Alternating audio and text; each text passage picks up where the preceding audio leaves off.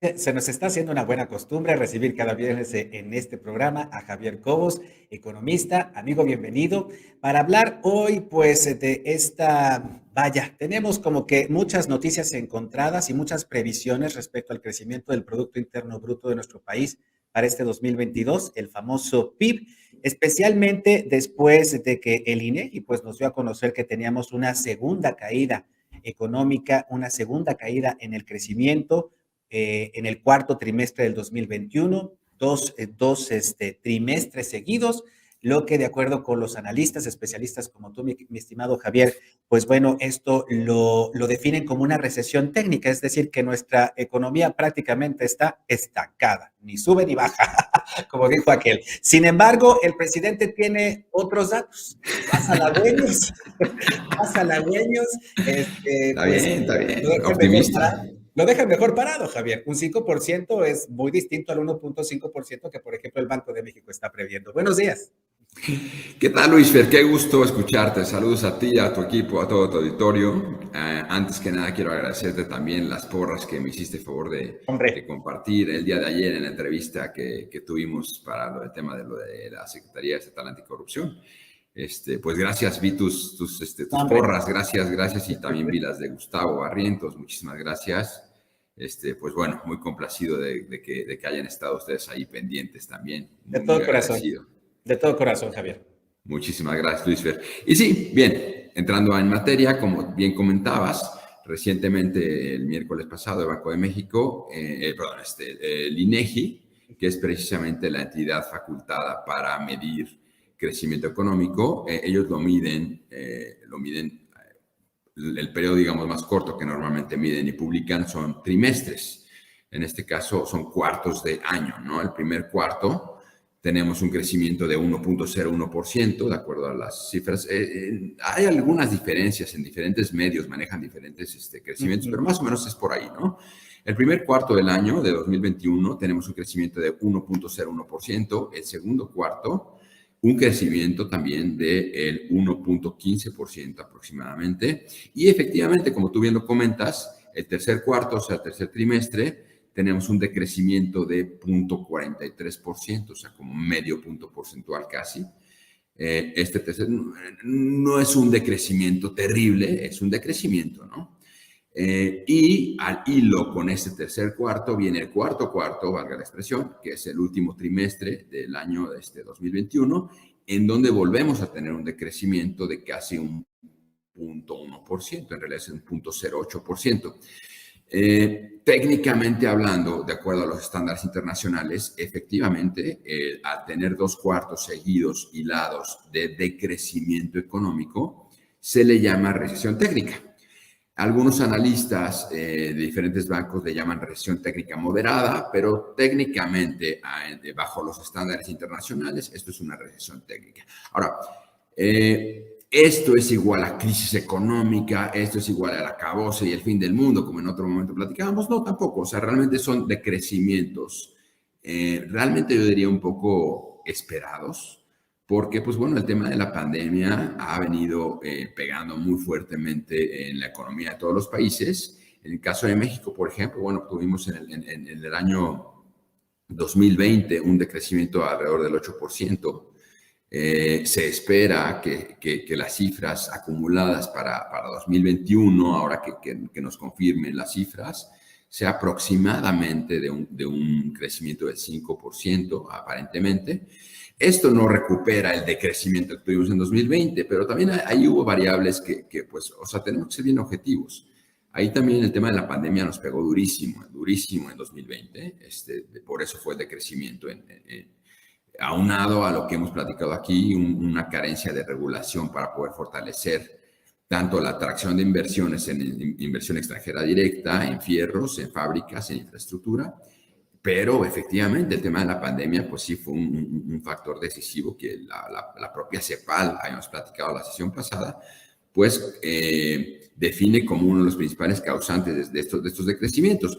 No es lo mismo, y como hemos platicado anteriormente, crecimiento económico a equidad o igualdad. No es lo mismo igualdad que equidad, por cierto, pero bueno, En realidad el término correcto es equidad, porque igualdad es que todos estemos iguales, pero si no todo el mundo trabajamos lo mismo, no podemos estar todos iguales. O sea, si yo trabajo 12 horas al día, no puedo hablar de igualdad con quien trabaja 1 hora al día, ¿no? O sea, no hay, o sea, no es igualdad, es equidad, o sea, que tenga la parte de la población, la porción de la población, lo correspondiente a lo que genera. Esto sí es equidad.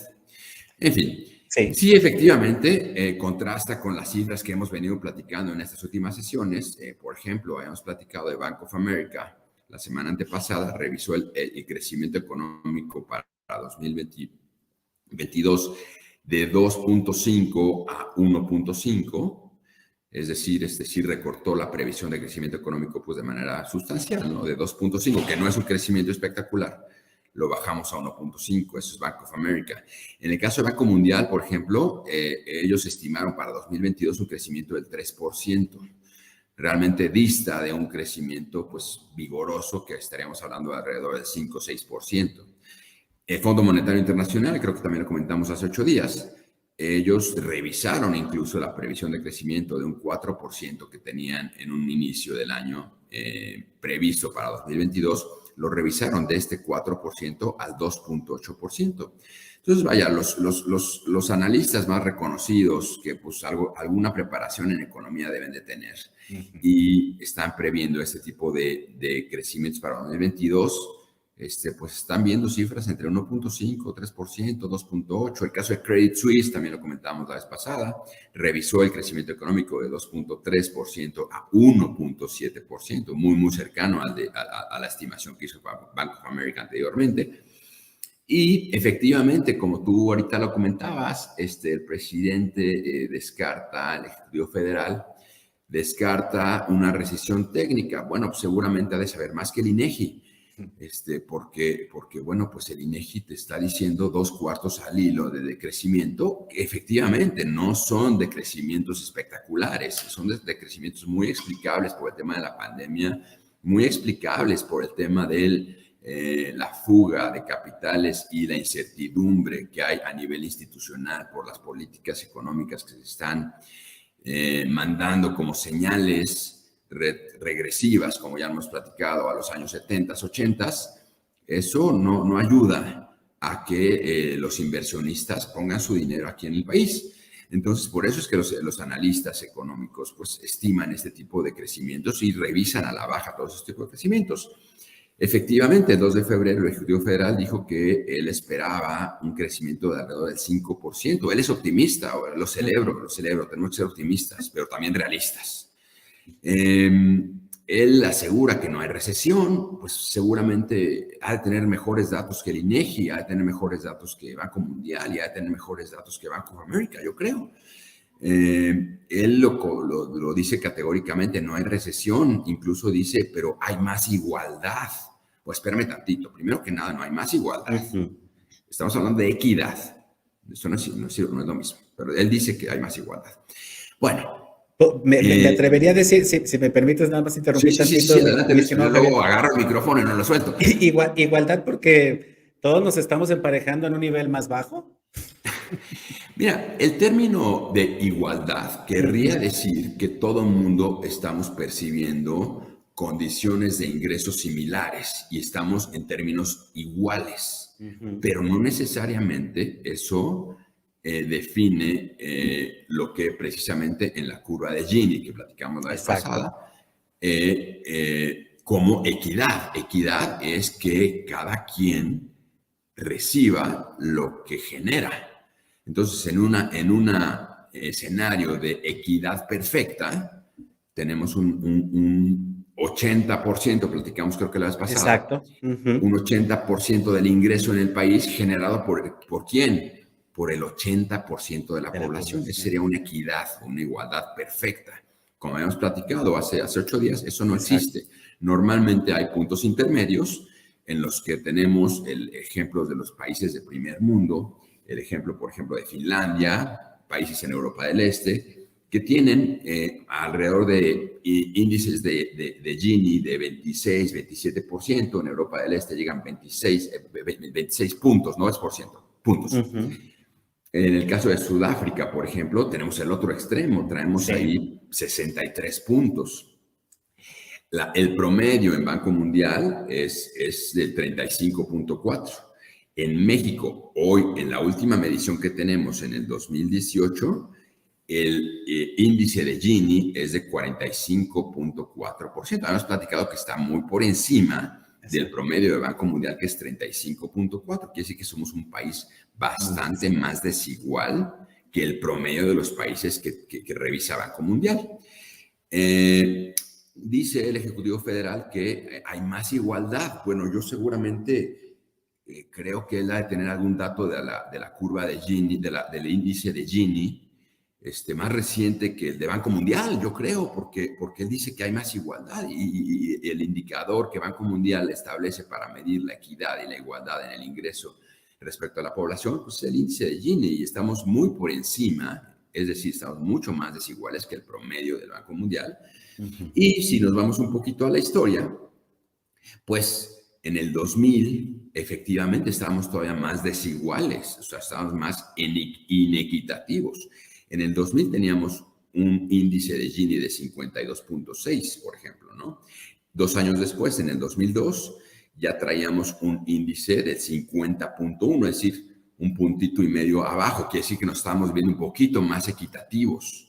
Políticas económicas por ahí del 2000, recordemos más o menos qué tipo de políticas se empezaron a implementar, que el propio Banco Mundial empezó a revisar la distribución del ingreso con respecto a la población de 52.6 puntos en el 2000 a 50.1 en el 2002, a 50.0 en el 2004, a 48.9 en el 2006, a 49.9 en el 2008. ¿Por qué ahí veníamos con una tendencia a la baja, lo cual es positivo, indica que la distribución del ingreso estaba siendo ligeramente más equitativa?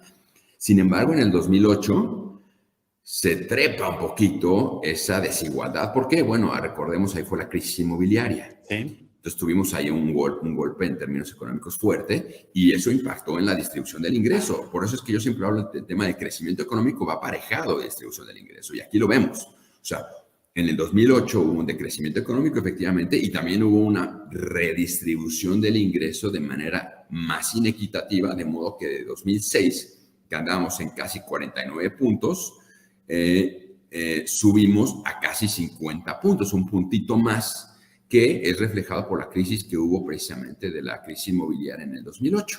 ¿Qué pasa en el 2010? Empezamos nuevamente a decrecer en nuestro puntaje del índice de Gini, lo cual significa que en el 2010 nos estábamos haciendo incluso más equitativos, más iguales, si se le puede llamar así, no es el término correcto, es más equitativos.